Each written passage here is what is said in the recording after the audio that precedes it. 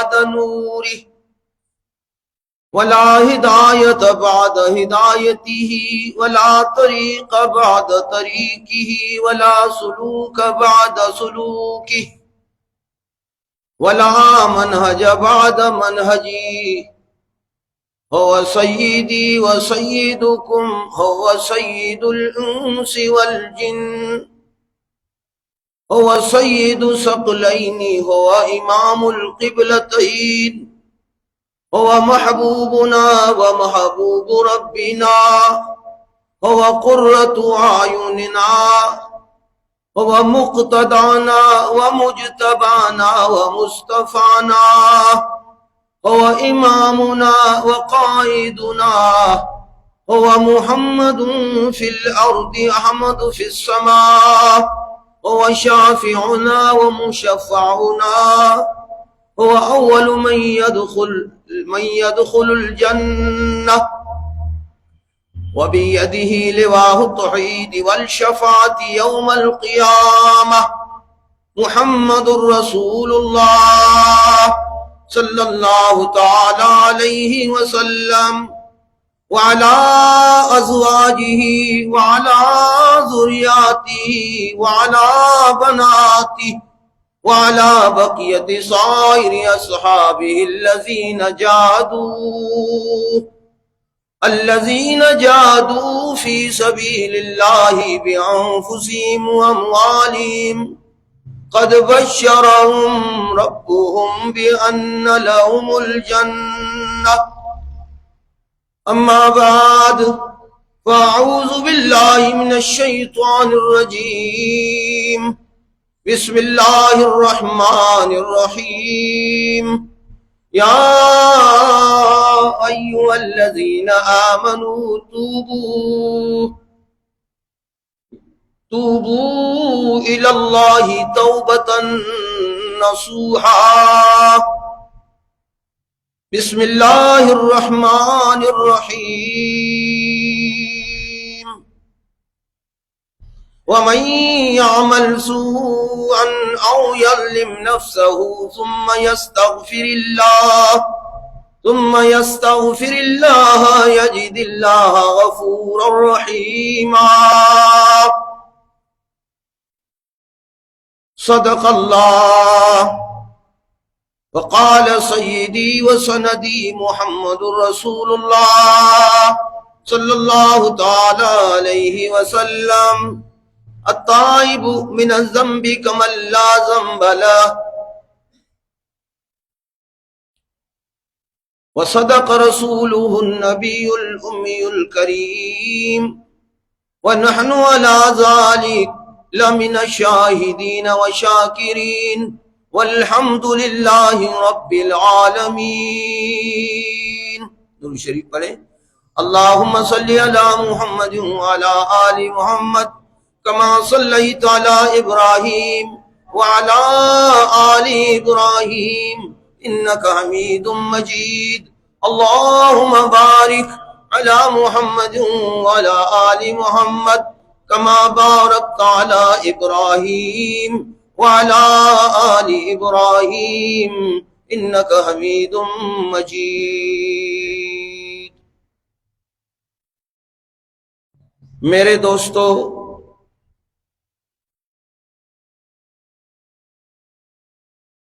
رمضان المبارک آخری مراحل میں ہے.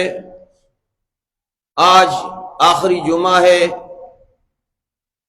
جمعۃ الوداع. ہو سکتا ہے کہ میری اور تمہاری زندگی کا آخری جمعہ ہو، آخری رمضان ہو.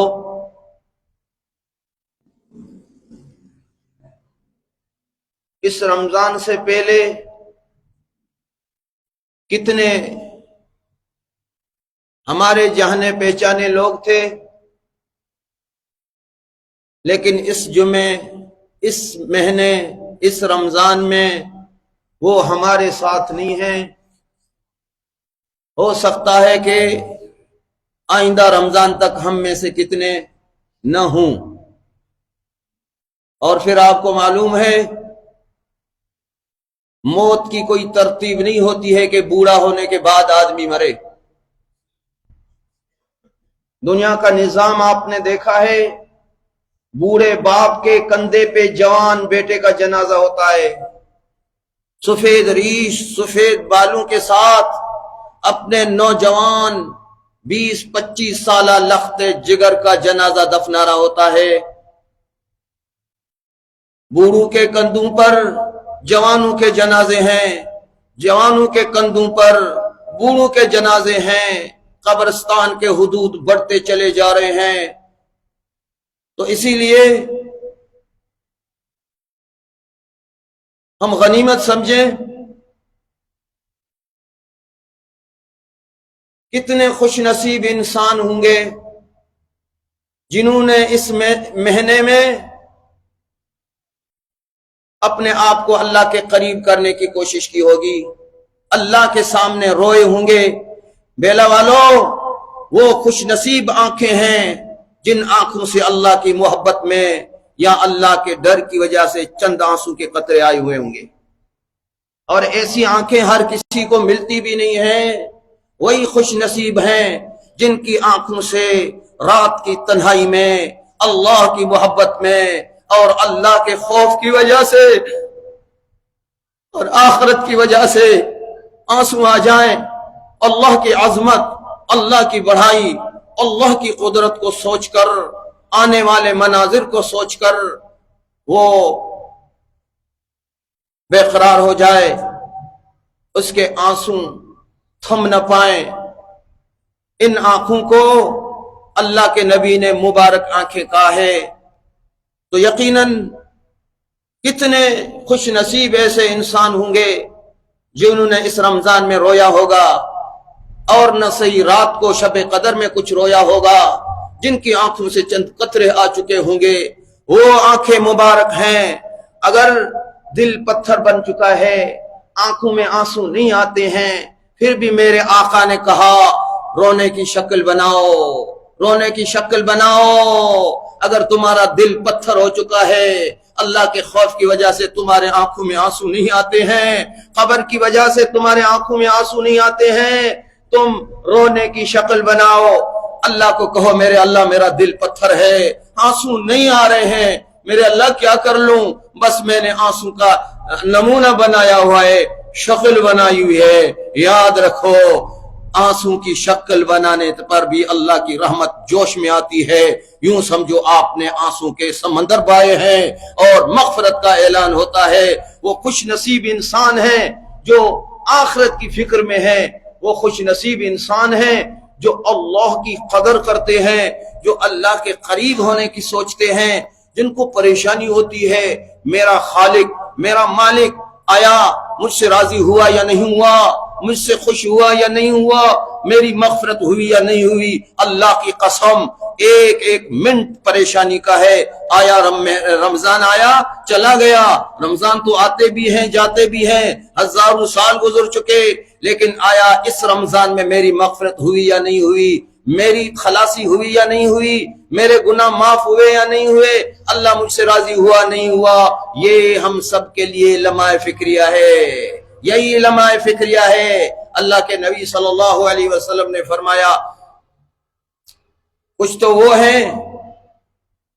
وہ ہیں جن کو اپنے اللہ کی فکر ہوتی ہے، اپنے اللہ کی فکر ہوتی ہے، اور ان کو ہر وقت یہ پریشانی ہوتی ہے کہ میرا اللہ مجھ سے راضی ہوا، کہیں ایسا نہ ہو کہ مجھ سے ناراض ہو جائے۔ اگر وہ ناراض ہو گیا دنیا بھی چلی گئی، آخرت بھی چلی گئی۔ یاد رکھو بیلا والو، کوئی اور ناراض ہو جائے کوئی مسئلہ نہیں، تمہارے نواب خان سردار وڈیرے تم سے ناراض ہو جائیں کوئی مسئلہ نہیں، جس سے کائنات کا خالق و مالک ناراض ہو گیا اس کی دنیا بھی اجڑ گئی، اس کی آخرت بھی اجڑ گئی۔ لیکن آج نہ ہم بوڑھوں کو احساس ہے، نہ ہم جوانوں کو احساس ہے، نہ ہم مردوں کو احساس ہے، نہ ہم عورتوں کو احساس ہے اس کا جس نے انعامات اور احسانات کی حد کر دی، ہمارے گناہوں پہ پردہ ڈالا، ہمارے گناہوں پر پردہ ڈالا. سچ کہوں اگر ہمارے گناہوں پہ پردہ نہ ڈالتا میں تمہارے سامنے بیٹھنے کے قابل نہ رہتا. میرے گناہوں پہ اگر پردہ نہ ڈالتا رب محمد کی قسم میں تمہارے سامنے بیٹھنے کے قابل نہ رہتا. اگر تمہارے گناہوں پہ پردہ نہ ڈالتا کوئی کسی کے سامنے سر اٹھا کر دیکھنے کے قابل نہ رہتا. کتنا بڑا مہربان ہے, کتنا بڑا مہربان ہے. اور پکڑ بھی سکتا ہے, گناہ ظاہر کر کے ساری دنیا کے سامنے رسوا بھی کر سکتا ہے. نہ کسی بوڑھے کو رسوا کیا ہے, نہ کسی جوان کو رسوا کیا ہے. اس کی ستاریت کی حد ہو گئی, میری بغاوت کی حد ہو گئی, اس کی ستاریت کی حد ہو گئی. میرے گناہ بڑھتے گئے, اس کے پردے بڑھتے گئے, میرے گناہ حد سے بڑھ گئے, اس کی ستاریت عروج پہ آ گئی. ایک دن بھی مجھے رسوا نہیں کیا, تنہائی میں کیے ہوئے میرے گناہ کو کسی کے سامنے بھی ظاہر ہونے نہیں دیا. اتنا بڑا مہربان ہے بیلا والو, اتنا بڑا مہربان ہے, اتنا بڑا ستار ہے. تمہاری ماں تمہیں اتنا نہیں چاہے گی, تمہارا باپ تمہیں اتنا نہیں چاہے گا جتنا اللہ اپنے بندے کو چاہتا ہے. لیکن پھر بھی ایسے رحمان و رحیم, کریم, منعم اور محسن اللہ کی مجھے کوئی پرواہ نہ ہو تو اس سے بڑھ کر کوئی بد نصیبی نہیں ہے, اس سے بڑھ کر کوئی بدبختی نہیں ہے. یہ دنیا تو نکل جائے گی, ایک ایک دن نکل رہا ہے. دنیا ریورس نہیں کرتی ہے, نہیں لوٹتی ہے دنیا. فَأَمَّا مَنْ طَغَى وَآثَرَ الْحَيَاةَ الدُّنْيَا فَإِنَّ الْجَحِيمَ هِيَ الْمَأْوَىٰ. سنو لوگو, تمہارا اللہ کہہ رہا ہے جنہوں نے سرکشی اختیار کی, جو پتھر دل بن گیا, مجھ سے نظر پھیر لی اور دنیا کو ترجیح دی, آخرت کی پرواہ نہیں رہی اور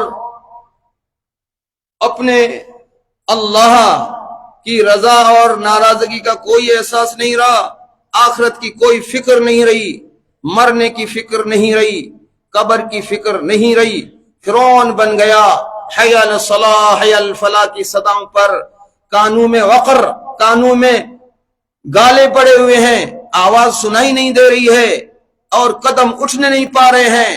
توفیق سلب ہو چکی ہے, خیر کی توفیق سلب ہو کر گناہوں کا کیڑا بن چکا ہے.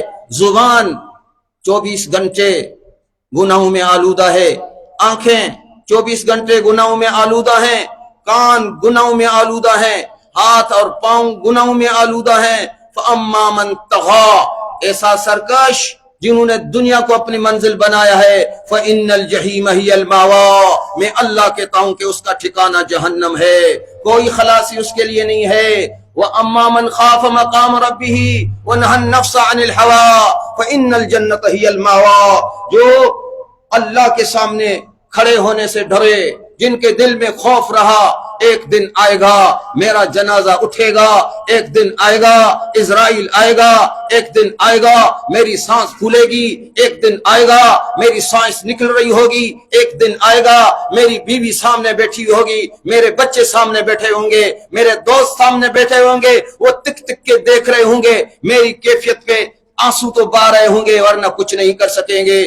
ایک دن آئے گا میرا جنازہ اٹھے گا, ایک دن آئے گا میرا اعلان ہوگا, ایک دن آئے گا لوگ میرا جنازہ اٹھائیں گے اور ان کو پتہ نہیں ہوگا کہ ڈولی میں پڑے پہ کیا گزر رہی ہے. وہ تو کندھوں پہ رکھ کے لے جا رہے ہوں گے, وہ تو کندھوں پہ لے کے قبرستان پہنچا رہے ہوں گے, لیکن ماں کو بھی پتہ نہیں ہوگا کہ ڈولی میں پڑے ہوئے لخت جگر پر کیا گزر رہی ہے, باپ کو بھی پتہ نہیں ہوگا چارپائی پہ پڑے ہوئے میرے لخت جگر پر کیا گزر رہی ہے, نہ بیوی کو پتہ ہوگا, نہ بچوں کو پتہ ہوگا, نہ قبیلے والوں کو پتہ ہوگا.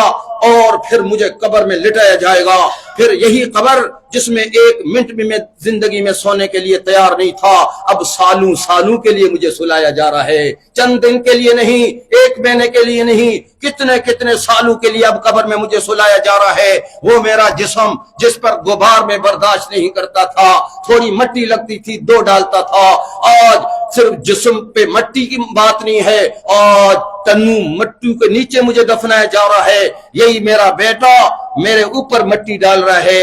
اگر زندگی میں میرا بیٹا اگر میرے اوپر مٹی ڈال دے تو سب اس کی مذمت کر لیں گے کہ گستاخ ہے، نافرمان ہے، لیکن یہی بیٹا اب میرے اوپر مٹی ڈال رہا ہے، میرے رشتہ دار مٹی ڈال رہے ہیں، میرا بوڑھا باپ میرے اوپر مٹی ڈال رہا ہے، وہ میرا بوڑھا باپ جو زندگی میں میرے لیے دعائیں کرتا تھا، جب میں گھر سے نکلتا تھا اس کے آنسو تھمتے نہیں تھے، میرا لخت جگر کب لوٹ کر آئے، کہیں نقصان تو نہ ہو جائے۔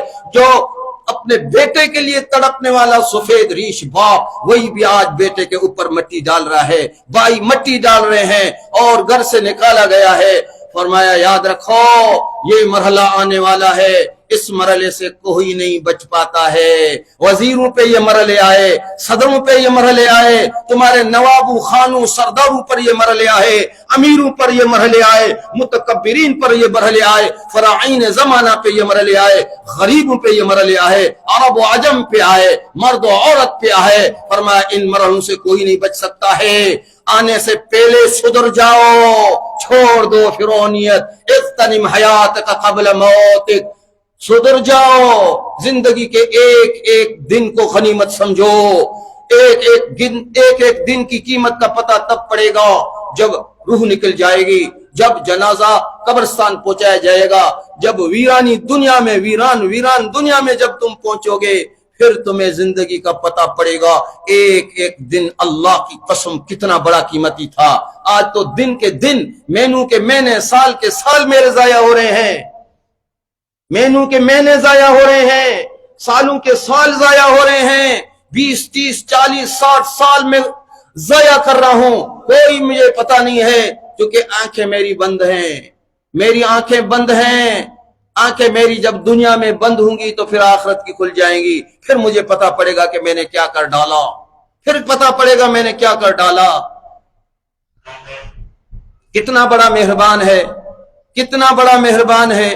میں ہمیشہ تقریر میں کہتا ہوں اللہ کی رحمت کے خوبصورت اداؤں میں سے ایک خوبصورت ادا یہ ہے کہ 100 سال گناہ کرنے کے بعد بھی بندہ اگر توبہ کر لے تو معاف کر دیتا ہے۔ 100 سال گناہ کرنے کے بعد، 1000 سال گناہ کرنے کے بعد، میں کہتا ہوں اللہ کی خوبصورت اداؤں میں سے ایسی خوبصورت ادا، 1000 سال زمین پر گناہوں کو کر کے زمین کو بھرنے کے بعد بھی یہی گناہگار جب اللہ کے سامنے معافی مانگتا ہے، اے میرے اللہ میری جوانی گناہوں میں گزری، میرے 40 سال 70 سال گناہوں میں گزرے ہیں، میری آنکھیں گناہ کر کے تھک گئی، میری زبان گناہ کر کے تھک گئی، میری زبان کے زخم سے کوئی محفوظ نہیں رہا، میری نگاہیں آلودہ رہی، میرے پاؤں اور قدم یا اللہ تیری بغاوت میں چلتے رہے اور اٹھتے رہے، میرے کان تیری بغاوت میں استعمال ہوتے رہے، میرے اللہ میں نے ساری زندگی تو گناہ کر لیے، اب کیا کر لوں میرے اللہ؟ گناہ تو ہو گئے، اب ریورس نہیں ہوتی، اب زندگی کی ریورس نہیں ہوتی۔ میرے ربا اگر ریورس ہوتی تو ریورس کر لیتا، میرے ربا گناہوں کو واپس لینا ہوتا تو لے لیتا۔ یہ میرے گناہ تو ہو گئے، میرے اللہ حقیقتیں ہو گئے ہیں، افسانہ نہیں ہے، میرا خیال نہیں ہے، حقیقت ہے۔ 40 سال میں جانتا ہوں، ایک تو جانتا ہے، میری زندگی گناہوں سے بری پڑی ہے اور حقیقت ہے، صداقت ہے، حقیقت ہے، لیکن میرے اللہ اب میری زندگی کے گناہ ایسے جیسے بندوق کی نوک سے گولی نکل گئی، جو گولی نکل گئی وہ واپس نہیں لوٹ نہیں سکتی ہے، میرے اللہ میرے گناہ جو ہو چکے ہیں وہ تو میرے ہاتھ سے نکل چکے ہیں، اب ایک ہی تیری رحمت کا آسرا ہے، اب کوئی سہارا نہیں میرے اللہ، اب تیری رحمت کا آسرا ہے، میرے اللہ کیا کر لوں؟ تو نے معاف کر دیا تو پھر بچ جاؤں گا، تو نے رحم کر دیا تو پھر بچ جاؤں گا۔ وَإِن لَّمْ تَغْفِرْ لَنَا وَتَرْحَمْنَا لَنَكُونَنَّ مِنَ الْخَاسِرِينَ۔ میرے ربا تو جانتا ہے میری زندگی کی داستان، دن جانتا ہے، راتیں جانتا ہے، میری زندگی کی الجھنیں، بغاوتیں، سرکشیاں، آلودگیاں جانتا ہے، میرے اللہ اب میرے لیے کوئی راستہ نہیں ہے سوائے اس کے کہ تو رحم کر دو، اس یہ کہ تو معاف کر دو۔ اگر تو نے میرے اللہ معاف نہیں کیے، میرے اللہ تو نے مجھ پہ رحم نہیں کیا تو جہنم سے مجھے کوئی نہیں بچا سکتا، آگ سے، قبر کی آگ سے مجھے کوئی نہیں بچا سکتا، قبر کے سانپوں سے کوئی مجھے بچا نہیں سکتا۔ اے اللہ اب تیرا ہی آسرا ہے، تیرا ہی سارا ہے، ایک ہی امید کی کرن مجھے تیری رحمت نظر آ رہی ہے۔ جب ان جذبات کے ساتھ جب گناہگار بندہ ان جذبات کے ساتھ بوڑھا، ان جذبات کے ساتھ جوان اللہ کے سامنے آتا ہے، اللہ کی رحمت میں حرکت آتی ہے۔ جون جولائی میں تمہارے سمندر میں اتنا تلاطم نہیں آتا ہے، تمہارا سمندر اتنا موجز نہیں ہوتا ہے جتنا ایک گناہگار بندے کے معافی مانگنے پر اللہ کی رحمت کا سمندر متلاطم ہوتا ہے۔ کائنات کے نظام کو حکم ہوتا ہے، فرشتوں کو حکم ہوتا ہے سنو، فرشتوں کو حکم ہوتا ہے سنو، میرا گناہگار بندہ آج میرے سامنے رو رہا ہے، معافی مانگ رہا ہے، سنو فرشتوں، کان لگا کے سنو، او فلاں بوڑھا آج میرے سامنے رو رہا ہے، فلاں جوان میرے سامنے رو رہا ہے، فلاں عورت میرے سامنے رو رہی ہے، کان لگاؤ۔ جب وہ اپنی زبان سے کہے اے اللہ معاف کر دو، تو فرشتوں تم اس پر آمین کہہ دو۔ جب گناہگار اللہ کے سامنے معافی مانگتا ہے، اے اللہ مجھے معاف کر دو، تم جب یہ کہتے ہو تو جبریل بھی آمین کہتا ہے، ملائکہ مقربین بھی آمین کہتے ہیں، اور اللہ کی رحمت جوش میں آتی ہے، اور پھر اللہ کہتا ہے میرے بندے گناہ تو تیرے بہت ہیں، گناہ تو تیرے بہت ہیں، لیکن تیری نظر میں بہت ہیں، میری نظر میں کچھ بھی نہیں ہے۔ تو اپنے گناہوں کو بہت کچھ سمجھ رہا ہے، تو اپنے گناہوں کو دیکھ کر گھبرایا ہوا ہے، میرے لیے تو کچھ بھی نہیں ہے، میری رحمت کے سامنے تیرے گناہ کچھ بھی نہیں ہے۔ ہاں اگر تجھے بخش دوں تو اس کو بڑا فیصلہ سمجھتا ہے، اللہ نے بڑا فیصلہ کیا، میرے اتنے گناہ معاف کر دیے، مجھے میری عزت کی قسم ہے میرے لیے بڑا فیصلہ نہیں ہے، میرے لیے یہ بڑا فیصلہ نہیں ہے، میری رحمت کی کوئی حد کنار نہیں ہے۔ جب میری رحمت جوش میں آتی ہے تو پھر جہنم میں جانے والوں کو بھی روک دیتی ہے۔ میری رحمت جب جوش میں آتی ہے تو جہنم میں جانے والوں کو بھی تو روک دیتی ہے، اور میری رحمت ہر وقت چوکیدار کی طرح کھڑی رہتی ہے کہ کوئی کلمہ پڑھنے والا جہنم میں نہ جائے۔ حدیث میں آتا ہے، میری طرف توجہ کر لو، حدیث میں آتا ہے میدان قیامت میں دو آدمیوں کے بارے میں جہنم کا فیصلہ ہوگا۔ کتنے آدمیوں کے بارے میں؟ دو آدمیوں کے بارے میں جہنم کا فیصلہ ہوگا۔ ان دونوں کو جہنم میں جانا ہے، جہنم کا پروانہ تھمایا جائے گا، حکم ہوگا اذهبوا الى جہنم، جاؤ جہنم۔ یہ میں پہلے بھی کہا، جہنم کا صرف نام سنتے ہیں اللہ پناہ دے دے۔ یہی تو اللہ کے نبی صلی اللہ علیہ وسلم کا درد تھا جو امت کے اندر منتقل کیا کہ جہنم سے ڈرو۔ جب جہنم جانے کا حکم ہوگا، حدیث میں آتا ہے اللہ فرمائے گا جاؤ جہنم میں، ایک دوڑے گا جہنم کی طرف، دوڑے گا تیز جہنم کی طرف، دوسرا کچھ آگے چل کے پھر مڑ کے پیچھے دیکھے گا، پھر آگے چل کے پھر مڑ کے پیچھے دیکھے گا، پھر آگے چل کے مڑ کے پیچھے دیکھا۔ مشکات مسلم شریف کی حدیث ہے، سنو۔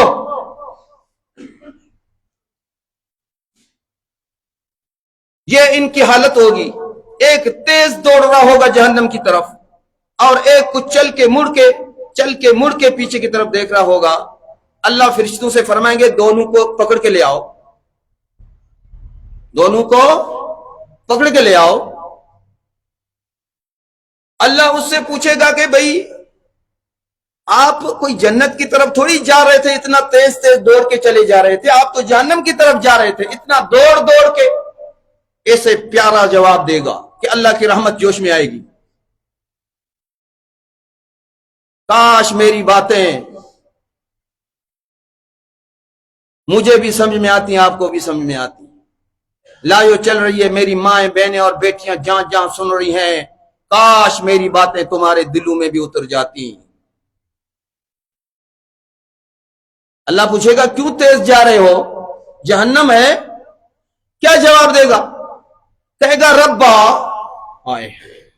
میں نے زندگی میں تیرا ایک بھی حکم نہیں مانا،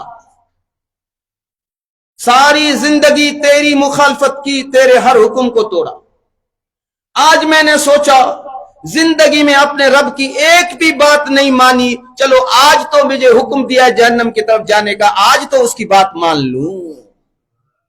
اللہ فرمائے گا ٹھیک ہے ٹھیک ہے۔ رب العالمین فرشتوں کو حکم دیں گے اس کو جاؤ جنت میں داخل کر دو۔ اللہ کی رحمت میں جہنم میں جانے والوں کو بھی روکتی ہے، یہ بات سمجھا رہا ہوں۔ جن کے فیصلے جہنم کے ہو چکے ہوتے ہیں، جو جہنم کی راہ رواں ہوتے ہیں، اللہ کی رحمت ان کو بھی کھینچ کے جنت میں لے آتی ہے۔ اللہ فرمائیں گے بس ٹھیک ہے، تو نے دنیا میں تو میری باتیں نہیں مانی، غلطی ہو گئی، لیکن آج تیرے اندر ایک جذبہ پیدا ہوا اپنے اللہ کی یہ تو بات مان لوں کہ جہنم کی طرف جانے کا حکم دیا ہے، میری رحمت جوش میں آئی ہے، اب میری رحمت گوارا نہیں کرتی کہ اب بھی تجھے جہنم میں جانے دو، داخل کر دو اس کو جنت میں۔ پھر دوسرے سے پوچھا جائے گا کہ آپ تو جہنم آپ تو مڑ مڑ کے کیوں دیکھ رہے تھے؟ کچھ آگے جاتے پھر مڑتے پیچھے دیکھتے، پھر کچھ آگے جاتے مڑ کے پیچھے دیکھتے۔ وہ کہے گا یا اللہ تو نے تو جہنم کا حکم دیا، جہنم کا فیصلہ کیا، لیکن تو غفور رحیم تھا، اس لیے تیری رحمت میں امید رکھ کے پیچھے مڑ مڑ کے دیکھ رہا تھا کہ کہیں اس کی رحمت جوش میں نہ آئے۔ اللہ فرماتا ہے جاؤ تجھے بھی جنت میں داخل کر دیا جاتا۔ یہ ہے اللہ کی رحمت جو جہنم میں جانے والوں کو روک کے جہنم سے نکالتی ہے۔ اتنی رحمت عروج میں ہے لیکن ہماری راتیں پھر بھی غفلت میں گزرتی۔ ایک مسلمان کا وجود خیر پھیلانے کا ذریعہ ہوتا ہے، شر پھیلانے کا ذریعہ نہیں ہوتا۔ اللہ معاف فرمائے، میں سنجیدگی سے باتیں کرتا ہوں۔ یہ جو کرکٹ جو رمضان کا ایک نیا تصور اس امت میں آیا ہے، سمجھو نوجوانوں، ایسے میں چیختا نہیں ہوں، کوئی زمانہ آئے گا پھر تم مجھے یاد کرو گے، جب تمہارا جنازہ اٹھے گا پھر نہیں ان کو یاد کرو گے۔ اللہ کی قسم میرے دل کے خون کے آنسو ہیں جو میں بہا رہا ہوں تمہارے سامنے، تمہیں پتہ نہیں ہے مستقبل کا۔ کاش وہ پردے تمہارے دلوں سے بھی ہٹ جاتے جو ہمارے دل و دماغ سے اللہ نے اتارے ہوئے ہیں۔ بتاؤ نوجوان آنے والی نسل کا کیا بنے گا؟ بتاؤ۔ ایک مسلمان کا وجود خیر کا ذریعہ ہوتا ہے اور ہم تو شر کا ذریعہ بنے ہوئے ہیں۔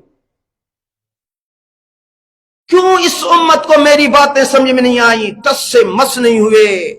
تمہارے علاقے کے سرداروں میں کوئی فرق نہیں آیا، تمہارے علاقے کے وڈیروں میں کوئی فرق نہیں آیا، تمہارے علاقے کے معتبرین میں کوئی فرق نہیں آیا، آئے دن پتھر بنتے چلے گئے۔ کیوں پتھر چلے بنتے گئے؟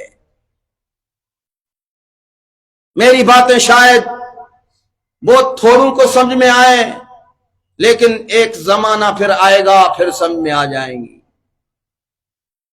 اب نئی جو پود آئے گی ان کا کیا بنے گا؟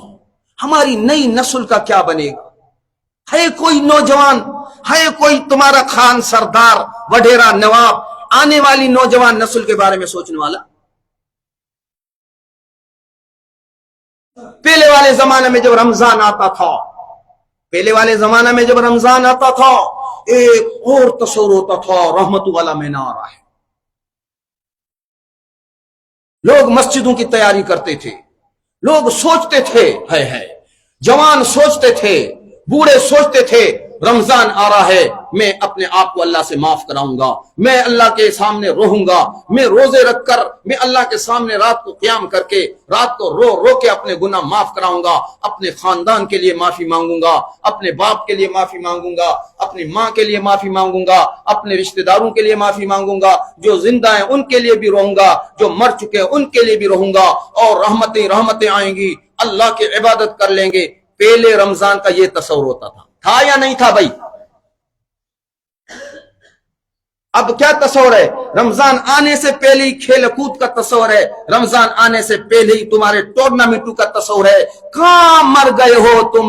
کاش اس غریب کی بات، اس فقیر کی بات ان سرداروں، نوابوں اور جوانوں کی سمجھ میں آتی۔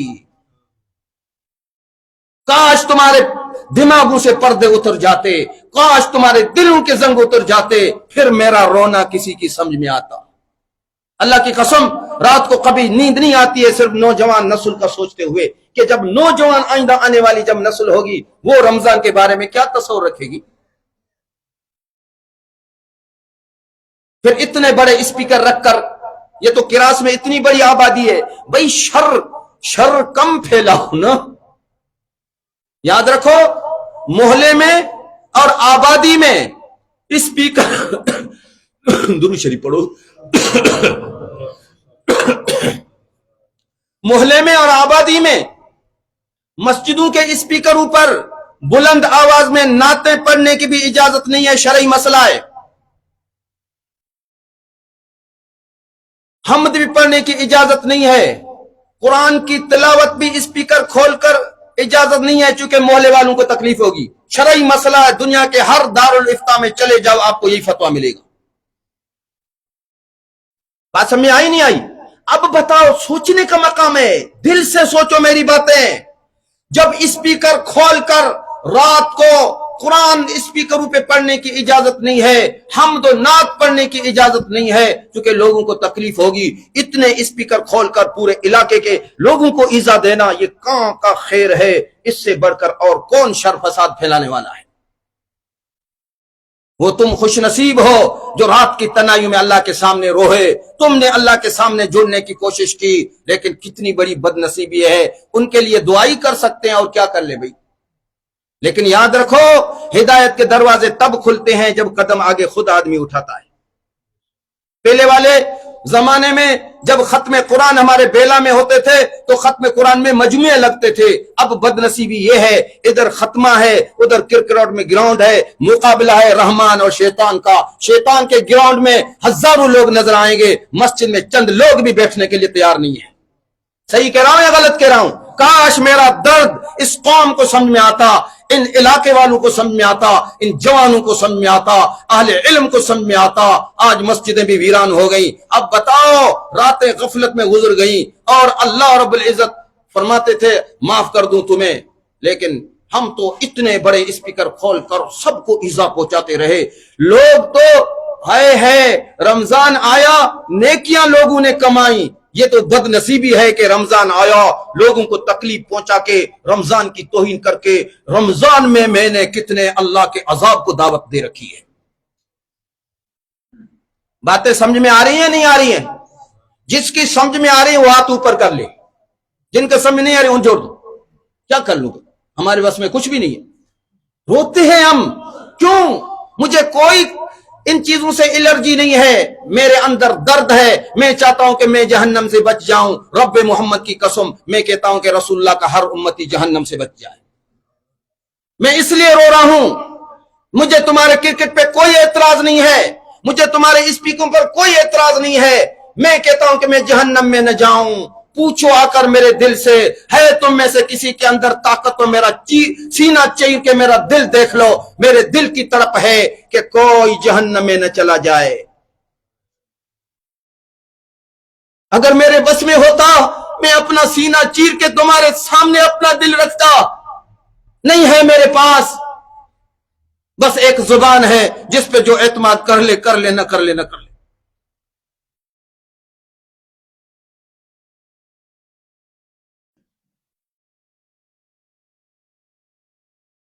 اللہ کے سامنے اپنے گناہوں پہ نادم ہو جائیں. ابھی بھی رمضان کے 2-3 دن ہیں، 2-3 دن ہیں. میری باتیں لایوں میں چل رہی ہیں، کسی کو پہنچی. اللہ نہ کر لے رمضان غفلت میں گزرا ہے، یہ 2-3 دن سدھر جائے، رجوع کر لے. اللہ کی قسم اللہ اس کے لیے آج بھی جنت کے فیصلے کرنے کے لیے تیار ہے. اللہ آج بھی اس کو معاف کرنے کے لیے تیار ہے. اللہ آج بھی اس کے لیے جہنم کے دروازے بند کرنے کے لیے تیار ہے. لیکن ہے کوئی رجوع کرنے والا اللہ کی طرف؟ اس کو تو شکوہ ہے کہ کوئی آنسو نہیں بہہ رہا ہے. اس کو تو شکوہ ہے کوئی میرے در پہ نہیں آ رہا ہے. اس کو تو شکوہ ہے میرے سامنے دو زانو کوئی بیٹھنے والا نہیں ہے. اس کو شکوہ ہے میرے سامنے زبان کھولنے والا نہیں ہے. اور ہمیں تو شکوہ ہے کہ سنتا ہی نہیں ہے. اللہ کی قسم ناممکن ہے کہ وہ نہ سن لے، لیکن ہم ایسا بن کر تو دکھائیں، ایسا تو بن کر تو دکھائیں۔ یاد رکھو، اللہ کے خوف کی وجہ سے کچھ رونا سیکھو۔ یہ دور آتے ہیں، کچھ رو، آنکھوں سے آنسو بہاؤ، اگر آنسو نہیں آتے ہیں زبردستی آنسو نکالو، اللہ کو کہو میں اللہ میں معذور ہوں، میرا دل پتھر دل ہے، تیرے خوف کی وجہ سے آنسو نہیں آ رہے، میرا اللہ میں کیا کر لوں، زبردستی آنسو نکال رہا ہوں۔ اللہ کے نبی نے فرمایا زبردستی آنکھ سے گرنے والا آنسو بھی اللہ کے ہاں قبول ہے، زبردستی رونے والا، اپنی شکل بنانے والا بھی اللہ کے ہاں قبول ہے۔ تنہائی میں رہو، تھوڑا سا سارے غم بھول جاؤ گے، سارے درد بھول جاؤ گے، تمہارے لیے بند رستے اللہ کھول دے گا۔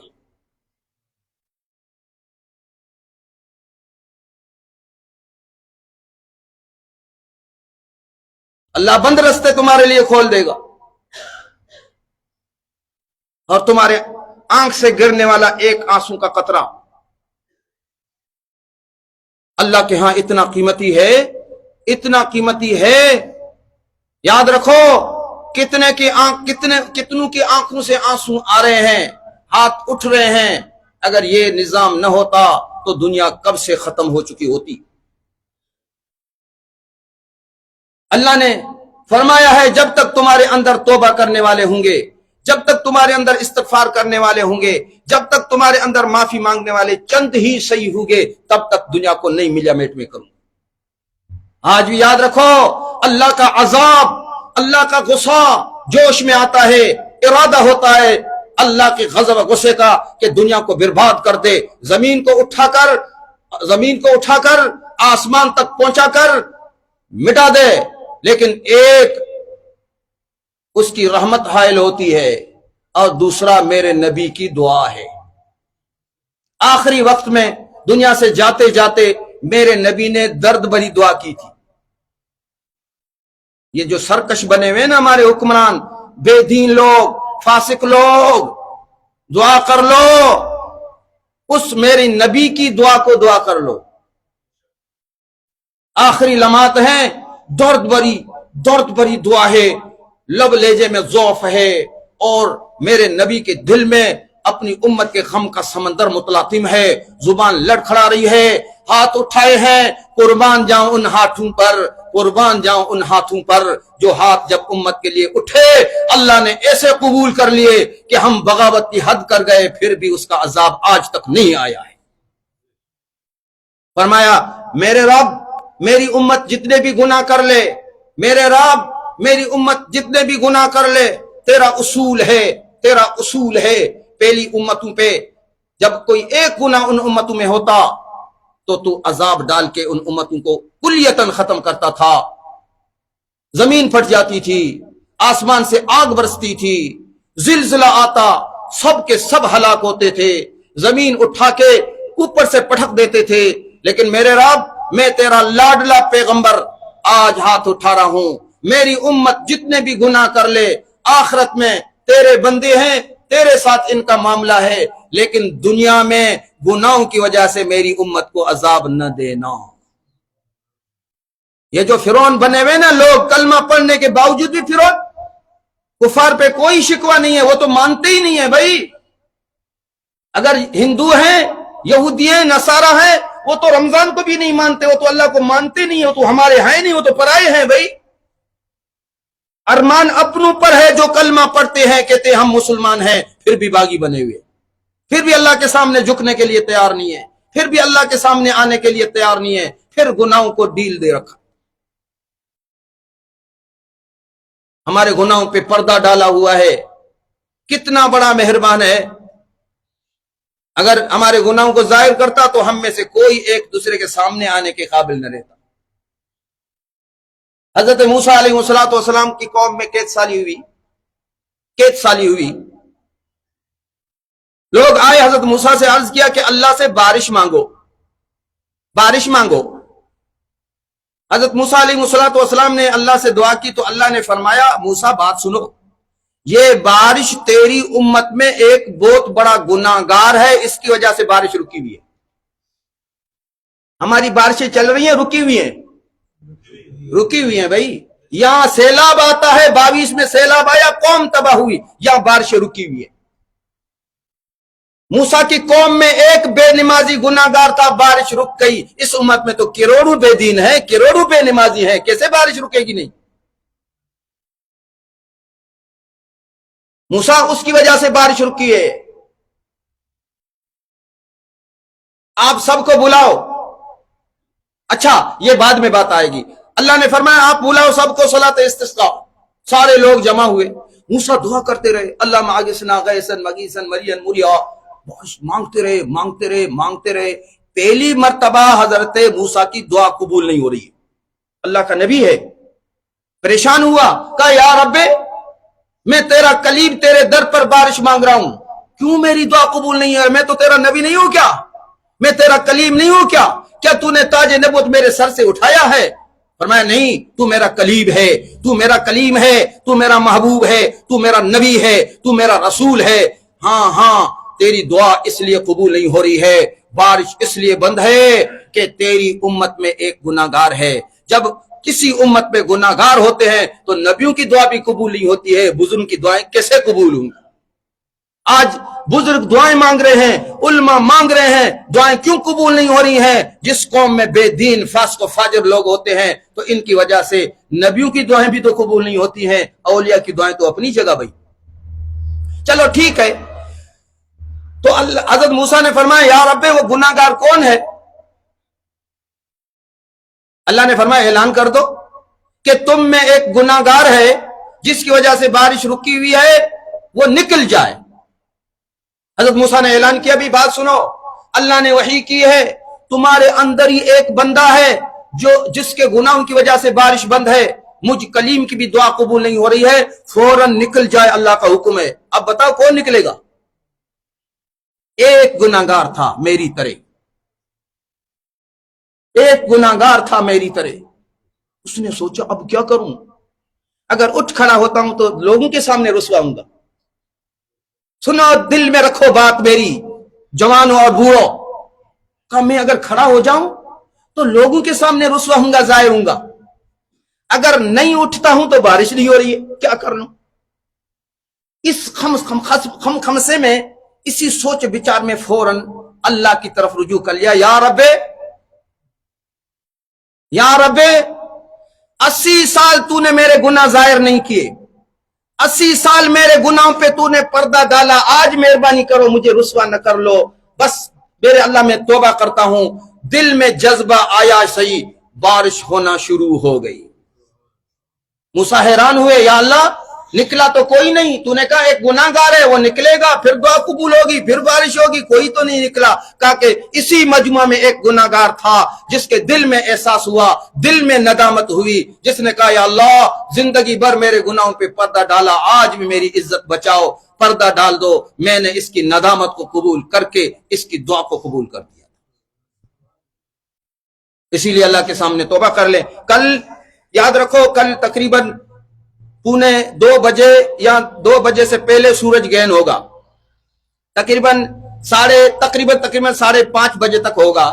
شریعت کا حکم یہ ہے کہ ویسے تو حکم یہ ہے کہ مجموعی ائمہ نماز پڑھا لیں، اچھی بات ہے، لیکن اگر توفیق ان کو نہیں ہوتی ہے تو اس دوران جن کو توفیق ہو نفل پڑھ لو، اور جن کو توفیق ہو استغفار کثرت سے کر لو۔ اللہ کے نبی کا حکم ہے، تماشا نہ سمجھو، اتنے بڑے سورج کو جو اندھا کر سکتا ہے اس کی قدرت پہ اندازہ لگاؤ، مزے لے لے کے ہنسے نہیں، ان سورج گہن کو دیکھ کر اس کو مذاق نہ سمجھیں، یہ عبرت ہے۔ آیتان من آیات اللہ لا یخسف لموت احد ولا حیات، یہ اللہ کی قدرت کی نشانیوں میں سے بڑی نشانی ہے۔ اللہ اپنی قدرت کی نشانی دکھاتا ہے، اللہ کتنا بڑا ہے، اتنے بڑے سورج کو بھی اندھا کر سکتا ہے۔ اسی لیے فرمایا استغفار کرو۔ اسی لیے جن کو توفیق ہو گھر میں باوضو ہو کر نفل پڑھو، خوب نفل پڑھو۔ اس موقع پہ علماء نے لکھا ہے دعائیں بھی قبول ہوتی ہیں اور آنے والے مسائب بھی اللہ ٹال دیتا ہے۔ خوب استغفار کیا کرو، کم از کم آدھا گھنٹہ تو کیا کریں، گھنٹہ تو کیا کریں۔ جن کو توفیق ہو دکان پہ بیٹھے ہو، استغفر اللہ استغفر اللہ استغفر اللہ استغفر اللہ، یہ استغفر اللہ جہنم کی آگ کو بھی بجھا دیتی ہے۔ یہ استغفراللہ اللہ کی طرف سے آنے والے عذابوں کو رب محمد کی قسم ہٹا دیتی ہے، اللہ کی طرف سے آنے والے عذابوں کو استغفار ٹال دیتی ہے، جہنم کی بڑھتی ہوئی آگ کو بھی استغفار بجھا دیتی ہے۔ اسی لیے یہی کم از کم اس موقع پہ ہم تماشا نہ بنے، نبی کے امتی ہیں تو نبی کی بات مانیں۔ ہم پھر کل پہ بناتے ہیں، پھر یہ کرتے ہیں، نہیں، کہیں ایسا نہ ہو کہ قیامت ہو جائے۔ فرمایا صلو اذا رأیتموہا صلو واستغفروا، اللہ کی طرف دوڑ لگاؤ، خوب استغفار کیا کرو۔ اللہ کے نبی صلی اللہ علیہ وسلم انہی عمل میں لگتے تھے۔ اسی لیے اگر مساجد میں اگر کسی کو توفیق ہو تو اجتماعی، اگر نہیں تو نفل پڑھ لو، 2 رکعت نفل پڑھتے رہو، اللہ سے معافی مانگتے رہو اپنے لیے۔ ویسے بھی رمضان ہے، اور رمضان میں سورج گہن بھی ہوا ہے اور چاند گہن بھی رمضان میں ہوا تھا۔ اس سال دونوں سورج اور چاند دونوں رمضان میں گہن ہوئے ہیں۔ دعا کرو اللہ خیر کے فیصلے کر لے۔ پتہ نہیں ہے کہ اس امت پہ کیا آنے والا ہے۔ اس امت کے جو حالات ہیں بہت خطرناک ہیں۔ سنجیدگی سے ہمیں اپنے گناہوں پہ نظر ڈالنا چاہیے، مذاق نہیں سمجھیں۔ حکمران، امیر، رایا، غریب، تمہارے خان، سردار، نواب، سنجیدگی سے اپنی زندگی پر غور کریں، معاملہ بڑا خطرناک ہے۔ یوں نہ سمجھے زندگی کو بس استغفراللہ ایسے زبانی نہیں، سنجیدگی سے اپنی زندگی پہ غور کریں، اللہ کے بارے میں سنجیدگی سے سوچے۔ اسی لیے جو باتیں ہوئیں ان پہ اللہ عمل کرنے کی توفیق عطا فرمائے۔ انشاءاللہ عید کی نماز 9 بجے ہوگی، اور کوشش ہماری یہی ہوگی کہ پورے 9 بجے نماز جو ہے وہ کھڑی ہو جائے۔ اسی لیے یہ آخری موقع ہے، اور رمضان کے آخری موقع پہ اللہ کے سامنے آئیں۔ 2 دن جو باقی ہیں، جو میری مائیں، بہنیں اور بیٹیاں لائیو سن رہی ہیں، آج اگر کمی بیشی ہے تو توبہ کر لو، استغفار کر لو۔ اور میں بھی جن کو میری زبان سے، قول سے، فعل سے ایذا پہنچی ہو، غائبانہ طریقے سے جو سن رہے ہیں، تم بھی سن رہے ہو، لائیو میں جو سن رہے ہیں، سب مجھے معاف کر دو۔ کم از کم دل میں اتنا کہو کہ ہم نے معاف کر دیا، مجھے کسی سے تکلیف نہیں ہوئی ہے، خدا نہ خواستہ اگر کسی سے ہوئی ہو تو میں نے بھی سب کو دل کے ساتھ معاف کر دیا ہے۔ جو مجھے معاف کر دیں گے، میں ان کے لیے یہی دعا کرتا ہوں کہ اللہ ان کو بھی معاف کر دے، تم بھی ایک دوسرے کو معاف کر دو۔ ہاں قرض وغیرہ وہ اور بات ہے، وہ تو لینا دینا ہے، لیکن ایذا پہنچی ہو، تکلیف پہنچی ہو، اللہ کی قسم آج بیٹھے تم یہ کہو یا اللہ تیری رضا کے لیے جس نے مجھے تکلیف پہنچائی تھی سب کو معاف کر دیا، تم اٹھو گے نہیں، اس سے پہلے رب العالمین تمہیں معاف کر دے گا۔ اسی لیے آج سب کو ایک دوسرے کو معاف کریں، مجھے بھی معاف کر دو۔ زبان سے کسی کے خلاف زبان استعمال ہوئی ہو، غائبانہ سامنے کوئی حق تلفی ہو، اسی لیے دل میں کم از کم اتنا کہو۔ اور جو دن ہیں ان میں بھی مجھے بھی یاد رکھ لو دعاؤں میں، میں بھی آپ لوگوں کو دعا میں یاد رکھتا ہوں۔ اللہ کے فضل سے بتاتا نہیں ہوں، میں روزانہ 1000 مرتبہ امت کے لیے استغفار کر رہا ہوں۔ ایک درد ہے جو باقی دن ہیں وہ اللہ سے جڑیں، سلو کر لیں، نتیجہ انتہا پر ہوتا ہے۔ چلو ٹھیک ہے، رمضان غلط میں گزر چکا ہے، لیکن آخری لمحے میں بھی اگر مڑ گئے تو مڑ گئے، آ گئے تو آ گئے، جڑ گئے تو جڑ گئے، سلو ہو گئی تو ہو گئی، معاہدہ ہو گیا تو ہو گیا، یار راضی ہوا تو ہو گیا۔ اسی کو، یار کو تو کبھی راضی کرنے کا ذوق رکھو۔ کیا دنیا کو، کتنوں کو ہم راضی کرتے رہیں گے؟